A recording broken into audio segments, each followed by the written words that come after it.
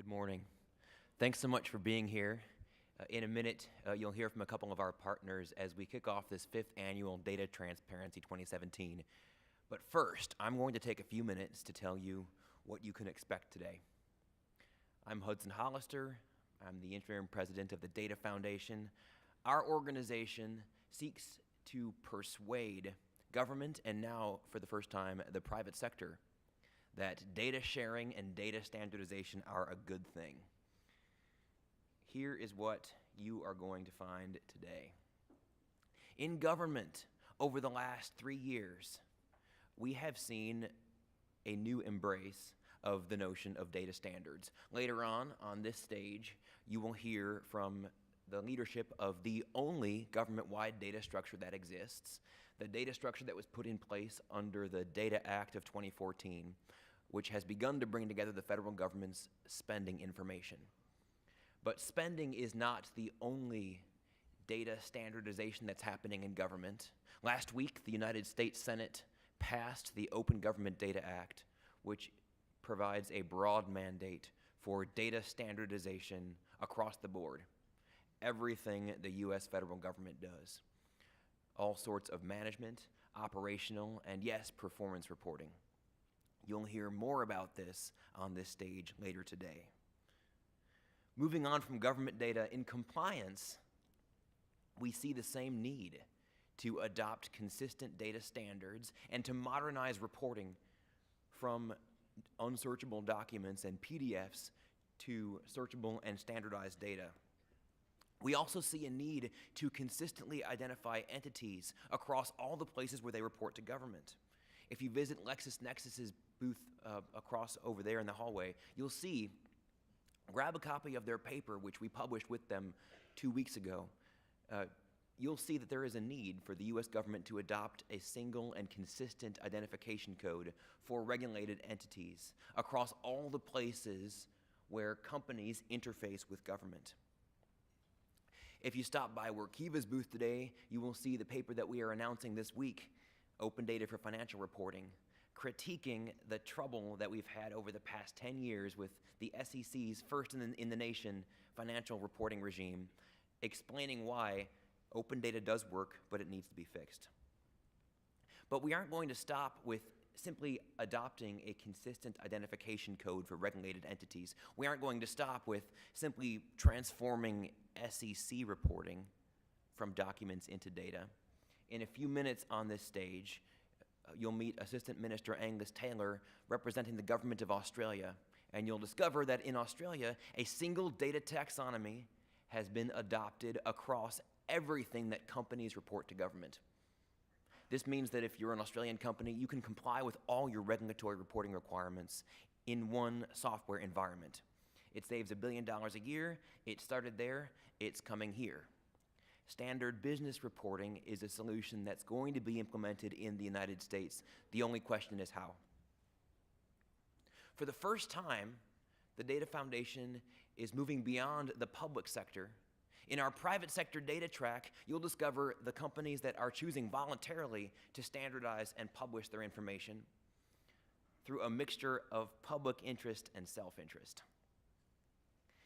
You'll discover that there is a data sharing economy mirroring the one that we talk about in public sector that is growing and providing opportunities both for the companies that choose to share data and also for the analytics firms that serve them. I'm going to be a little snarky now. I see some applause. Why do we draw a strike through blockchain? I've been asking for, I think, about 6 months now, and I have yet to find it, so I'm pretty confident in saying on this stage, there is not a single application of blockchain reporting that has moved beyond the pilot stage anywhere outside of cryptocurrency. There is plenty of energy around blockchain conferences. There is plenty of energy for blockchain pilots, but there is not a single implementation that is commercially ready. Not yet. Now, why might that be? Why might there be so much energy about the concept of distributed ledger reporting, which is a worthy concept, and yet nothing actually accomplished? I think the answer lies in some of the issues you will learn about today. and some of the issues that you can talk about if you visit some of our exhibitors.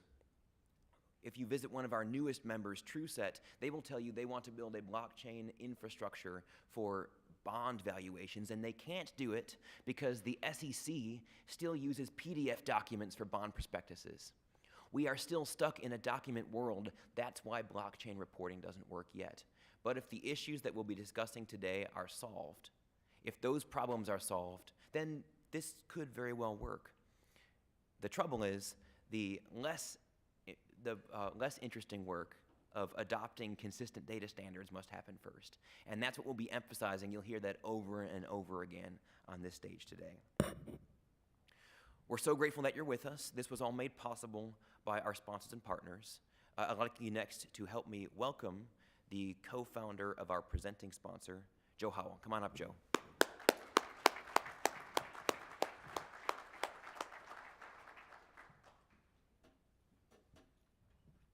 Thank you, Hudson, and thank you, all of you, ladies and gentlemen, for your support of open data and a common vocabulary that we can all use to communicate our business dealings and our government dealings. You may notice in the trifold that I had a little welcome message, and I'd like to read a part of it to you right now, is that all of us at Workiva, and I do mean all, are committed to the long-term vision and value of open standardized government data. We should add that it's also true for private data.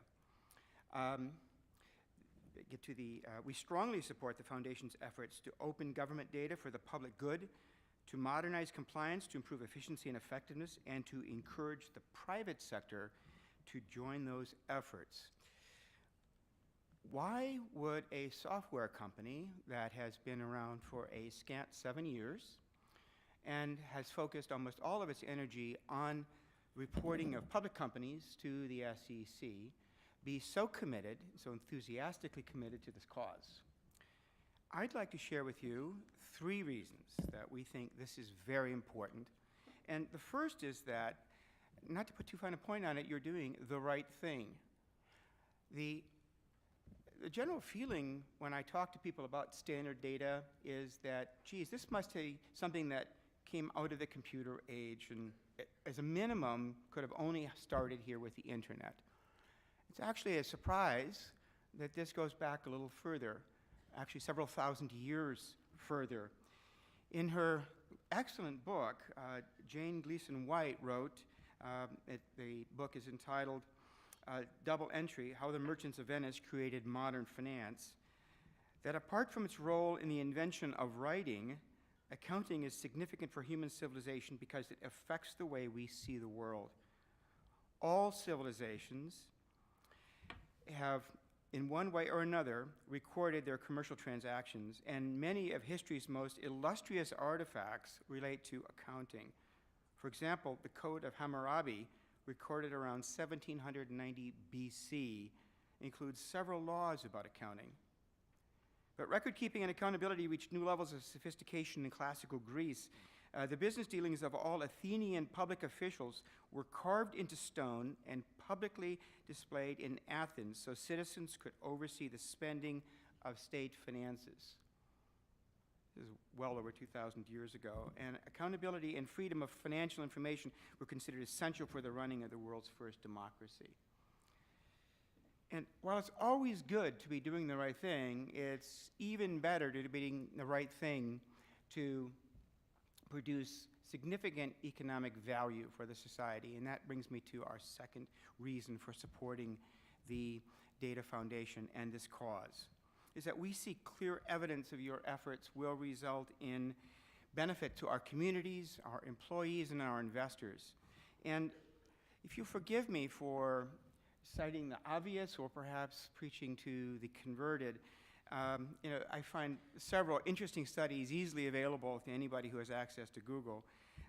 McKinsey Global Institute, for example, in October 2013, issued a report, Unlocking Innovation and Performance with Liquid Information, in which they note that an estimated $3 trillion of annual economic potential could be unlocked from increased efficiencies and development of new services and consumer surplus resulting in cost savings, convenience, better quality products, etc., due to open data. And that consumers and taxpayers are the ones who will gain the most from these benefits because by simply revealing information, they may change behavior, their own, and certainly, possibly their governments. And because this is global, and of course we are going to hear from Australia, it's interesting to note that Capgemini in their report to the European Data Portal reported that recently that by 2020 the use of open data will have reduced public administration costs across the EU, and they cite by a minimum of 1.7 billion euros, and that the effective use of open data could also help save 629 million hours of unnecessary waiting time on EU roads and help reduce energy consumption by 16%. These kinds of statistics are easy to find, and it is interesting why it's taking so long, it certainly feels so long, for us to achieve these benefits. And that brings me to our third reason, is that we are a business, and we see significant economic opportunity in helping businesses and governments implement open data standards while saving significant amounts of money, reducing their effort to produce that data, and reduce their overall risk of mistake or inappropriate disclosure. And that's substantially more benefit than they can achieve now by doing the things we have been doing, including reporting in PDF. And the interesting thing here is that this is always seems to be hard to understand. Looking backwards in history, it seems obvious that technology and progress of technology would automatically be adopted. You know, who would not have adopted 100 years ago steam engines, or 70 years ago computer technology when it became available? But for those of us who've been involved in innovation and change in technology, it's very clear that in the moment, nothing feels inevitable about it. You can always judge the costs. They always seem so significant because the benefits always seem so squishy. You know, we see from these studies that there are going to be trillions of dollars of benefit.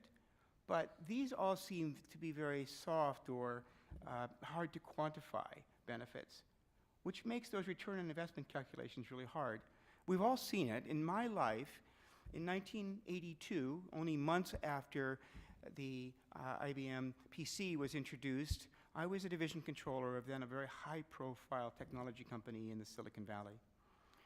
And we, of course, all wanted to get our hands on those PCs. But the CEO was looking at the cost and judging that these were not good business decisions because, as he had said, I just put a bundle of money into new accounting systems for you, and I also bought for you the best calculators you can get. They're right there on your desk. Electronic typewriters, the best. They're everywhere. And we have people around who can help you type if you don't type. Copy machines everywhere, they're very easy. He was so progressive that he'd even gone out in 1982 and gotten a fax machine. Put it in a room by itself with a Dutch door and a woman who managed that machine, and nobody got past her without a letter from God. And, when you look at this and think about why would somebody so progressive have been so resistant to these costs of just putting PCs in place. Now today, looking backwards, it seems incredible that anybody would ever think that not having computers would be a better economic decision than having computers. And at the time, though, and in his defense, it seemed perfectly rational because the costs were clear, the benefits were so squishy. We've seen the same thing more recently with the introduction of XBRL. The SEC mandated it for all public companies in 2013. And I can tell you from personal experience of talking to chief financial officers and companies big and small all across the country that by and large most of them thought this was an enormous waste of time, money, and effort. And they said that it was a big waste of time because, as one CFO of a large retailer told me, I've never received a single question about my XBRL. I didn't have the heart to ask him if he'd ever received a single question about the barcodes on the goods on his shelves. But the thing that was interesting about this introduction of this new technology is that it is the first step, as we know, that to make data completely available and democratize that information, to reduce the costs and the barriers to get our hands on that data and use that data. But as we said, is that we believe that companies like Workiva, using modern, especially cloud-based technologies, can make it faster, easier, and cheaper to produce machine-readable data than not produce that data, and to continue to do things as we have. Public companies using modern cloud-based technologies have reported that they have seen significant reductions in their costs, dramatic reductions in the time it takes them to produce their financial statements, and breathtaking in some respects, reductions in the risk of error creeping into their documentations.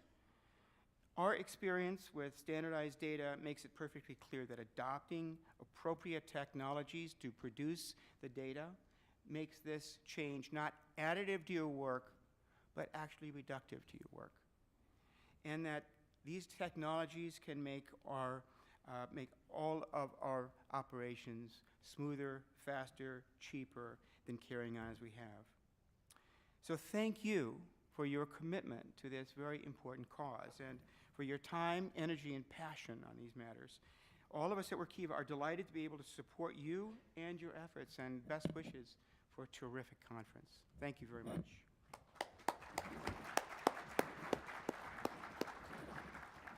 The next person I'm going to call up deserves a bit of a story before I do that. When I resigned from the staff of the House Oversight Committee in January of 2012 to try to start a campaign to convince Congress that there is a need for standardized and structured data. I didn't have any money. I was spending my retirement account. I didn't have any support. There was an organization with no members. Then in February 2012, the man you're about to meet called me into his office and said, "Hudson, I believe in this campaign. I believe that we can actually change things if we persuade government to adopt standardized data formats. Let's do this together. Teradata will join. Teradata will become the first member of the data coalition." Now, he may have moved on from Teradata, but he is the reason why we are all here in this room today. Now, as the founding executive of the Center for Technology Engagement at the U.S. Chamber of Commerce, our partner to help present Data Transparency 2017, please join me in welcoming Tim Day.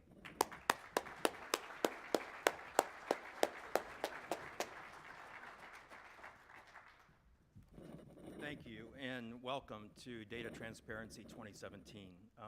Hudson said it best. We met many years ago. I am personally committed to this effort. I see a lot of good friends, Mike and others around the room, and it's great to be here.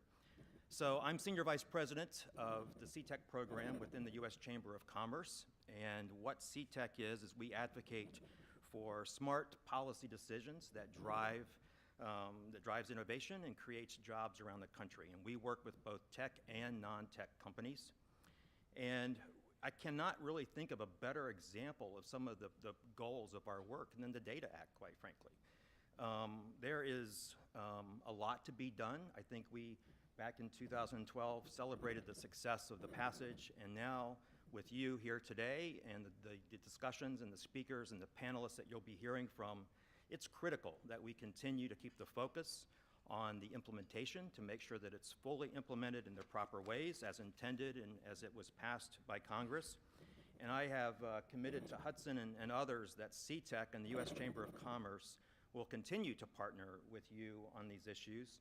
I'm glad you mentioned blockchain because that is an issue that I'm going to be focusing on quite heavily and looking forward to working with you here in the room on that issue and other issues. So I really appreciate the opportunity to be a policy partner today with you.